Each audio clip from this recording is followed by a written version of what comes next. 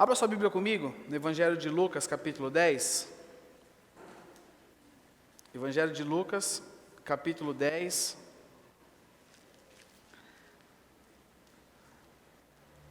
Lucas 10, deixa eu ver aqui a partir de qual versículo nós vamos ler. Vamos a partir do 25, seria 33, mas vamos a partir do 25.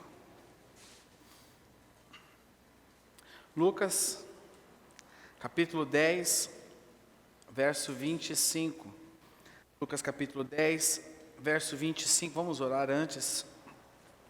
Senhor, nós te agradecemos pela tua palavra, pela palavra que tem poder de curar, transformar, restaurar, exortar, encorajar. É a tua santa palavra, Senhor. E que nessa manhã o teu Espírito Santo tenha liberdade em falar a cada coração que está aqui, Senhor. Que eles sejam abençoados pela tua santa presença, Senhor, hoje e sempre. Em nome de Jesus. Amém. Amém. Evangelho de Lucas, capítulo 10, verso 25, vai nos dizer o seguinte. Nós vamos ler até o 37. Certa ocasião, um perito da lei levantou-se para pôr Jesus à prova e perguntou: Mestre, o que preciso fazer para herdar a vida eterna? Chama atenção aqui que é a mesma dúvida do jovem também, né? Como eles tinham a inquietude pelo eterno, né? Pela eternidade, como eles tinham inquietude de saber como fazer para herdar a vida eterna. Continuando a leitura, diz o seguinte: Jesus respondeu: o que está escrito na lei? Respondeu Jesus: como você a lê?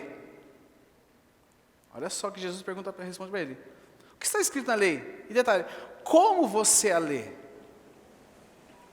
Ele respondeu: ame o Senhor, o seu Deus, de todo o seu coração, de toda a sua alma e de todas as suas forças e de todo o seu entendimento. E ame o seu próximo como a si mesmo. Disse Jesus: você respondeu corretamente. Faça isso e viverá. Mas ele, verso 29, querendo justificar-se, perguntou a Jesus: e quem é o meu próximo? Antes de eu seguir a leitura, eu quero te perguntar: quem é o seu próximo? Nós falamos isso semana passada. Fomos feitos à imagem e semelhança de Deus. O nosso irmão não é outro, e sim alguém à imagem e semelhança de Deus. Alguém em que eu e ele fomos feitos à imagem e semelhança do nosso Criador. Verso 30. Em resposta, disse Jesus: um homem descia de Jerusalém para Jericó, quando caiu nas mãos de assaltantes. Estes lhe tiraram as roupas, espancaram-no e se foram, e deixaram quase morto. Verso 31. Aconteceu estar descendo pela mesma estrada quem? Um sacerdote. Alguém que você, teria expectativa de uma atitude. Alguém da religião. Alguém que vendo aquilo poderia se compadecer. Alguém que vendo aquilo poderia estender a mão. Mas aqui, a palavra disse: quando viu o homem, passou por onde? Pelo outro lado. E assim também um levita, quando chegou ao lugar e o viu, passou pelo outro lado. Mas um samaritano. Quem eram os samaritanos? Quem eram os samaritanos? Quem eram os samaritanos na época de Jesus? Eram aqueles que eram discriminados, eram aqueles que eram colocados de lado. Estando de viagem, chegou onde se encontrava o homem, e quando viu, teve piedade dele. Aproximou-se, enfaixou-lhes as feridas, derramando nelas vinho e óleo. Depois colocou sobre o seu próprio animal. Olha a atitude do samaritano. O samaritano era alguém que eles não esperavam nada. Levou para uma hospedaria e cuidou dele. No dia seguinte, deu 2 denários ao hospedeiro e lhe disse: cuide dele. Quando eu voltar, lhe pagarei todas as despesas que você tiver. Verso 36. Qual desses 3 você acha que foi o próximo do homem que caiu nas mãos dos assaltantes? Verso 37. O perito da lei respondendo: aquele que teve misericórdia dele. E Jesus lhe disse: vá e faça o mesmo. Até aqui. Essa referência, ela me leva a pensar muita coisa. Essa referência, ela me ensina sobre empatia.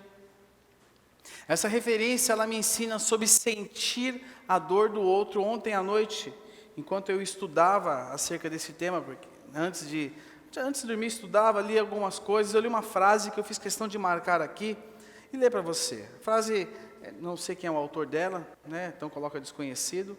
Diz o seguinte: a pior coisa que pode acontecer a um ser humano é ele se enclausurar dentro do próprio ego, é viver alheio ao sofrimento do próximo e viver apenas para a sua própria satisfação. O sacerdote, o levita, eu não sei dizer para você por que eles mudaram de percurso, foi para o outro lado da rua, passaram direto, fizeram de conta que não viu, mas algo que é muito interessante é que aquele homem ensanguentado, machucado, eles tendo contato com ele, eles poderiam se tornar impuros para o rito religioso da época, se estivesse dirigindo a ele. Mas o que me chama mais atenção é que o samaritano, aqueles em que as pessoas não esperavam nada, aqueles em que as pessoas olhavam ele e iam para o outro lado, os samaritanos que eram discriminados, um samaritano passa por aquele homem e lhe presta socorro. Ele apenas não olhou e ajudou, mas ele se importou, ele sentiu a dor daquele homem, ele trouxe para ele. O samaritano parou. Ele parou o que ele estava fazendo. O samaritano parou para onde ele estava indo. O samaritano mudou o destino da vida dele. O samaritano viu aquilo e falou: eu não posso continuar a ir aonde eu estava indo se tem uma pessoa sofrendo aqui. E o samaritano se colocou no lugar dele, colocou aquele homem sobre o seu transporte e levou até uma hospedaria e se compadeceu e teve a empatia de fazer curativos sobre ele. Olhando tudo que nós vivemos nesses dias, tudo que nós passamos, foi muita coisa, foram meses de muitas situações. Algo que eu fiquei muito surpreso e que eu vi manifestar-se essa semana. Aliás, eu quero parabenizar todos vocês. Dia após dia eu entendo que nós vivemos como Igreja de Jesus Cristo, né? Nós apresentamos as necessidades da nossa assistência social e quase que instantaneamente, em torno de 2 dias, nós conseguimos resolver tudo o que faltava de alimento para as famílias que nós temos ajudado nesses dias. E detalhe, com panetone ainda. Isso é igreja, irmãos. Nesses dias, até eu ouvi um áudio ontem dos jovens, de um vídeo que foi feito. Nós vivemos na prática o ser igreja, né? Vivemos na prática, temos vivido na prática o ser igreja. E algo que me chamou muita atenção foi nesses dias a empatia. A empatia, uns ajudando os outros. Como nós vimos um ajudando os outros, como nós vimos um consolando aos outros, mesmo que não podia estar presencial, mas era por vídeo, era por telefone, era um consolando ao outro, era um fazendo aquelas visitas aos outros, levando aqueles mimosinhos para agradar o irmão, para levar um bolinho, para levar um chiclete, sei lá, mas era aquelas visitas, empatia. Eu vi muita gente colocando comida sobre a mesa de outras pessoas. Sabe, irmãos, quando eu leio essa referência, ela me remete à empatia, e eu observei isso esses dias. Mas e também em contrapartida, eu observei também um grande número de pessoas que acumularam ódio em si. Eu vi pessoas ferindo umas às outras nas redes sociais. Era muito comum isso. Eu vi muito ódio aonde deveria haver amor. Eu vi muita gente também fazendo de conta que não existia o sofrimento, ignorando o sofrimento, ignorando o mal comum. Eu entendi também a diferença, entre empatia e esmola. Jesus, ele nos mostra alguns momentos falando sobre a viúva, falando sobre esmola, falando sobre entrega. Eu entendi a diferença, porque a esmola, a moedinha, você dá e vai embora. Agora, a empatia, você se coloca no lugar do outro. Você se coloca no lugar do outro. A esmola, você dá e não sente na pele. Não é só, toma aqui, ó, tá bom? Beleza? Não. É estar no lugar. É sentir. É querer mudar junto. É querer evoluir. Sabe, meus irmãos, o principal modelo de empatia que nós temos como exemplo sobre as nossas vidas chama-se Jesus Cristo. O principal exemplo de empatia que nós temos chama-se Jesus Cristo. Nós, discípulos do Senhor Jesus, nós cristãos, nós temos que ser empáticos a tudo que está acontecendo ao nosso redor. Pois se nós nos ausentarmos disso, nós não estamos seguindo o modelo do nosso Senhor. Nós não estamos seguindo o modelo que o Senhor Jesus nos ensinou. Muitas vezes nos colocamos como, nós julgamos. E não nos colocamos na pele do outro, mas nós julgamos. Nós somos juízes de causa. Não fez isso por causa disso, não agiu assim por causa disso outro. Mas ninguém procura saber o que está acontecendo ali de profundo. Ninguém procura saber o que aquele irmão, por que ele agiu assim, o que está acontecendo. Irmãos,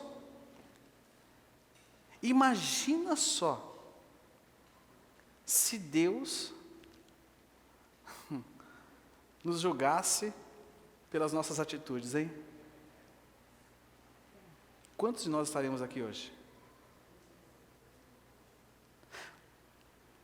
Mas o amor dele foi derramado sobre as nossas vidas.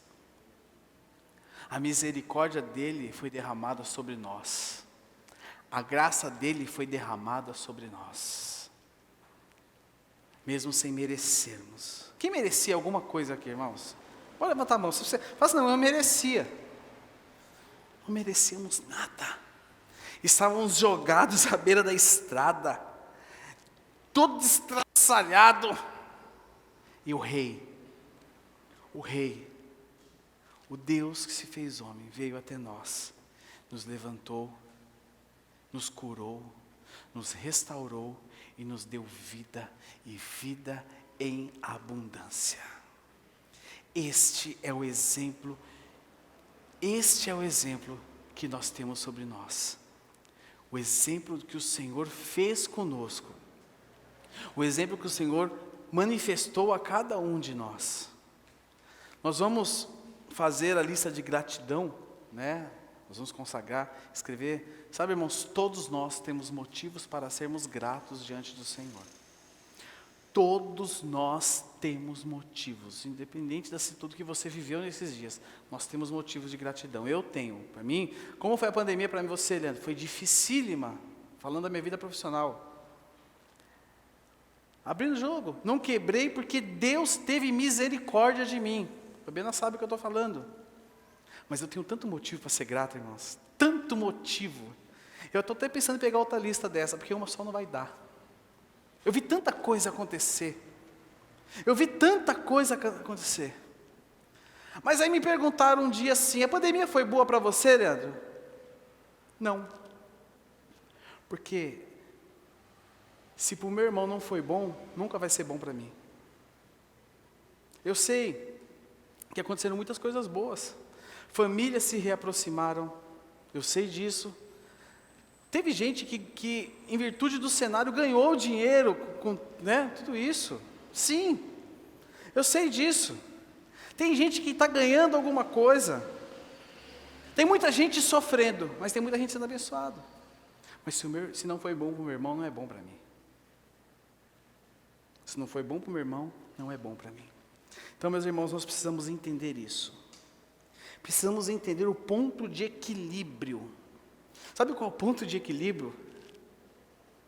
Um principal ponto de equilíbrio do cristianismo é sentir a dor do outro. É compadecer-se. Você pode ver a palavra de Deus, se você ler o Novo Testamento, você vai ver que Jesus compadeceu-se da multidão. Jesus compadeceu-se. Você vai ver essa frase. Compaixão. Você vai ver a manifestação da empatia. Você vai ver isso manifestando. E nós precisamos entender que Jesus é a resposta de Deus para o mundo. E Ele sendo a resposta de Deus para o mundo, eu e você somos também a resposta. Porque Deus manifesta-se através das nossas vidas. O que eu vi essa semana acontecer nessa comunidade, chama-se resposta de Deus à fome. Chama-se resposta de Deus à necessidade do próximo. Manifestou-se aonde? Tombou um caminhão de comida aqui de cesta básica, falou, tombou, na frente da... Não. É aquilo que Ele derramou na sua casa.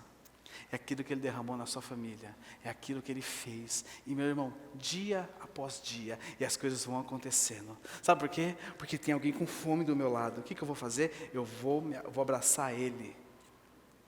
É sentir a dor do outro. É sentir a dor do outro, não, do próximo. É sentir a dor do próximo. Tem tanta gente com dor ao nosso redor. Irmãos, presta atenção. Não é só fome.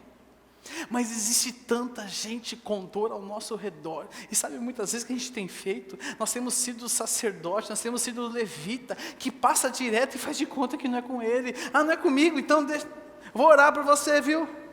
Está doendo? Está mal, né? Vou orar. E quando eu oro, quando o Senhor quer que nós estendamos a mão,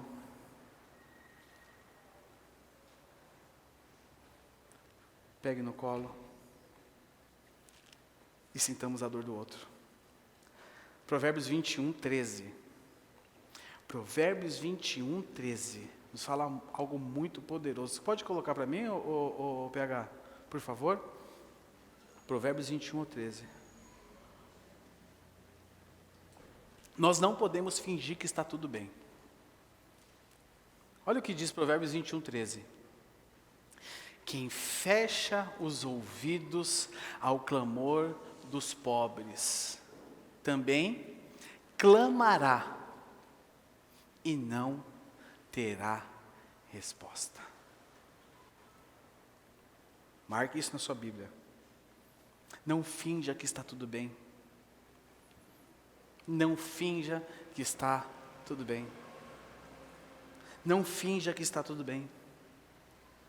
Nós precisamos nos colocar, meu irmão. Sabe por quê? Porque Deus fez isso por mim e por você. Jesus nos salvou na cruz com a sua própria vida. Ele se entregou. se entregou. Ninguém pode tomar a minha vida de mim, mas ele entregou a vida dele. João 3,16, que você, já nasce sabendo falar João 3,16. A criança, o filho de crente, quando toma umas palmadinhas para acordar, para sair da barriga, ele sai falando João 3,16, né? Porque Deus amou o mundo, ele não sai chorando. Porque a gente sabe isso de cor salteado. João 3,16, porque Deus...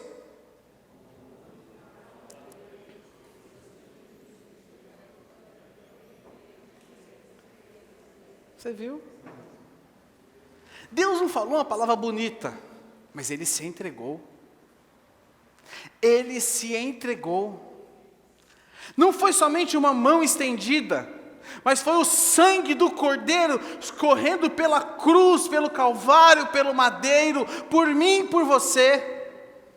E qual a resposta que nós, como discípulos de Jesus, temos dado ao mundo?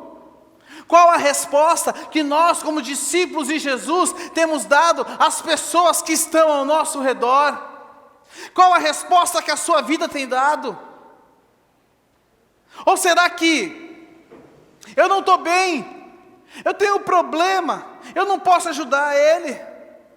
Irmãos, quem não tem problema aqui, quem não tem, levante a mão. Eu ia pedir para você orar por mim. Todos nós temos. Presta atenção.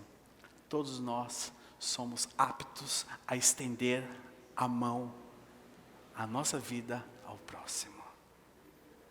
Todos. Eu não sei qual é o seu problema, mas eu só sei de uma coisa, que o seu calo dói. Todos nós somos aptos. Precisamos começar a aprender a parar e olhar nos olhos. Precisamos começar, como fez o samaritano, colocar azeite, vinho e atadura. Eu poderia falar o significado aqui para vocês disso, mas não é o caso. Mas precisamos colocar azeite, vinho e atadura sobre a dor dos nossos irmãos. É momento de nós mostrarmos que somos cristãos, sem levantar bandeira. Eu sou da comunidade. Não, irmãos, você é cristão, você é discípulo de Jesus. Nós não somos, nós temos um nome, uma razão social, uma organização social, porque é necessário, mas nós somos discípulos de Jesus acima de qualquer coisa. Somos discípulos de Jesus Cristo. Sabe o que mais me chama a atenção? Uma coisa que quando eu li essa passagem eu fiquei assim, debruçado. O samaritano, o bom samaritano como a passagem chama, parou, pegou aquele homem, colocou sobre o seu transporte, colocou azeite, vinho e atadura sobre as feridas dele, levou para uma hospedaria, cuidou dele, pagou, ainda falou o seguinte, ele fala o seguinte, cadê? No verso 35. No dia seguinte deu 2 denários ao hospedeiro e lhe disse: cuide dele, quando eu voltar, lhe pagarei todas as despesas que você tiver. Ele ainda voltou depois e pagou as dívidas que ele não me deixou. Parou para me pensar nisso já? O problema daquele homem se tornou o problema dele. O problema desse homem é meu problema. Sabe, irmãos, para fechar aqui,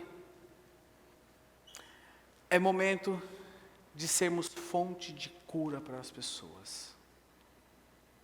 Talvez nós estejamos vivendo o nosso cristianismo como o sacerdote e o levita, preocupado comigo, com o meu ego, com aquilo que eu preciso, com aquilo que é a minha necessidade.